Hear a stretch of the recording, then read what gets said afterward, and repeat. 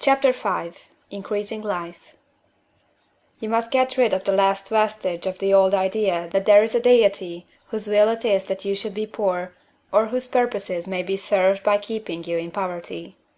The intelligent substance which is all, and in all, and which lives in all, and lives in you, is a consciously living substance. Being a consciously living substance, it must have the nature and inherent desire of every living intelligence for increase of life. Every living thing must continually seek for the enlargement of its life, because life, in the mere act of living, must increase itself. A seed, dropped into the ground, springs into activity, and in the act of living produces 100 more seeds. Life, by living, multiplies itself. It is forever becoming more. It must do so if it continues to be at all.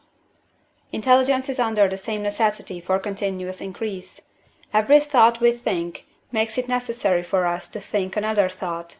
Consciousness is continually expanding. Every fact we learn leads us to the learning of another fact. Knowledge is continually increasing. Every talent we cultivate brings to the mind the desire to cultivate another talent.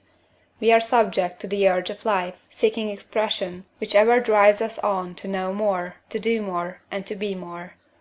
In order to know more, do more, and be more, we must have more. We must have things to use, for we learn, and do, and become, only by using things. We must get rich, so that we can live more. The desire for riches is simply the capacity for larger life seeking fulfillment. Every desire is the effort of an unexpressed possibility to come into action. It is power seeking to manifest which causes desire. That which makes you want more money is the same as that which makes the plant grow. It is life, seeking fuller expression. The one living substance must be subject to this inherent law of all life. It is permeated with the desire to live more. That is why it is under the necessity of creating things. The one substance desires to live more in you, hence it wants you to have all the things you can use. It is the desire of God that you should get rich. He wants you to get rich, because he can express himself better through you if you have plenty of things to use in giving him expression. He can live more in you if you have unlimited command of the means of life. The universe desires you to have everything you want to have. Nature is friendly to your plans. Everything is naturally for you. Make up your mind that this is true. It is essential, however, that your purpose should harmonize with the purpose that is in all. You must want real life, not mere pleasure of sensual gratification. Life is the performance of function, and the individual really lives only when he performs every function, physical, mental, and spiritual, of which he is capable, without excess in any. You do not want to get rich in order to live swinishly, for the gratification of animal desires. That is not life. But the performance of every physical function is a part of life, and no one lives completely who denies the impulses of the body a normal and healthful expression. You do not want to get rich solely to enjoy mental pleasures, to get knowledge, to gratify ambition, to outshine others, to be famous. All these are legitimate part of life, but the man who lives for the pleasures of the intellect alone will only have a partial life, and he will never be satisfied with his lot. You do not want to get rich solely for the good of others, to lose yourself for the salvation of mankind, to experience the joys of philanthropy and sacrifice. The joys of the soul are only a part of life, and they are no better nor nobler than any other part.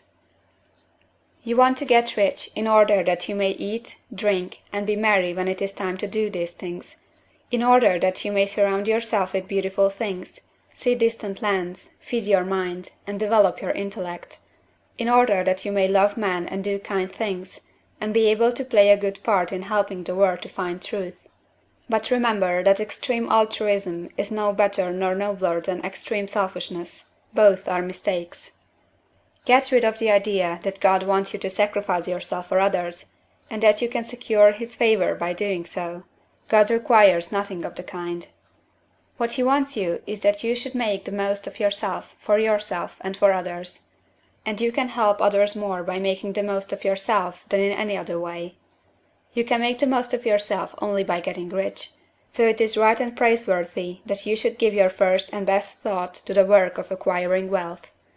Remember, however, that the desire of substance is for all, and its movements must be for more life to all. It cannot be made to work for less life to any, because it is equally in all, seeking riches and life. Intelligent substance will make things for you, but it will not take things away from someone else and give them to you. You must get rid of the thought of competition. You are to create, not to compete for what is already created. You do not have to take anything from anyone. You do not have to drive sharp bargains. You do not have to cheat, or to take advantage. You do not need to let any man work for you for less than he earns. You do not have to covet the property of others, or to look at it with wistful eyes. No man has anything of which you cannot have the like, and that without taking what he has away from him. You are to become a creator, not a competitor. You are going to get what you want, but in such a way that when you get it every other man will have more than he has now.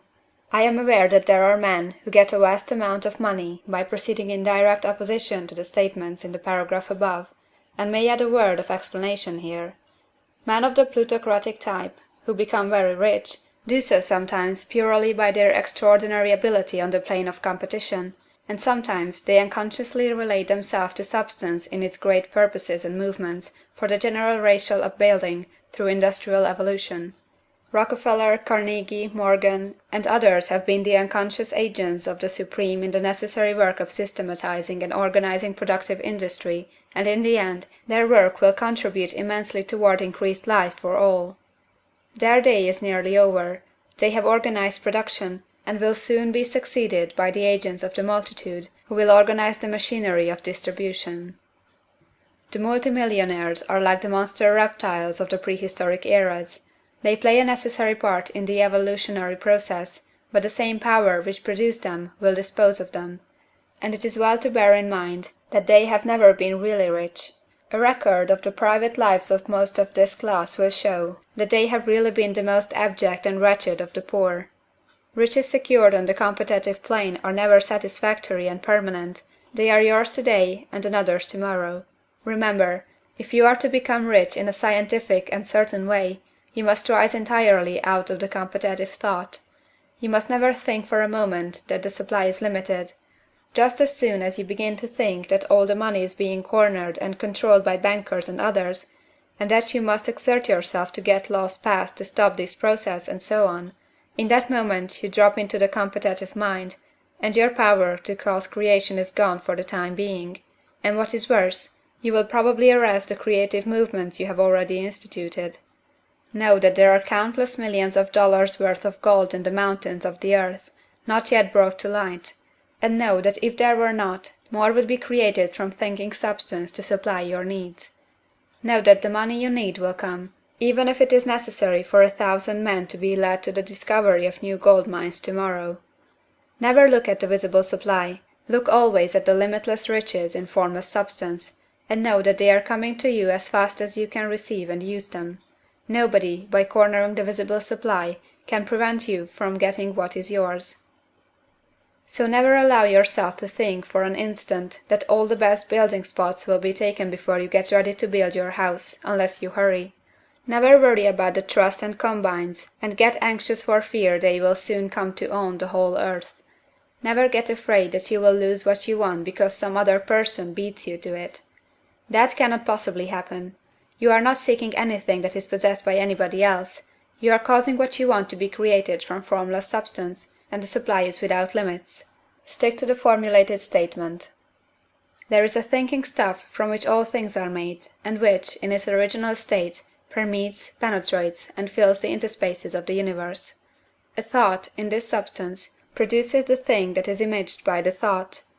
Man can form things in his thought, and, by impressing his thought upon formless substance, can cause the thing he thinks about to be created.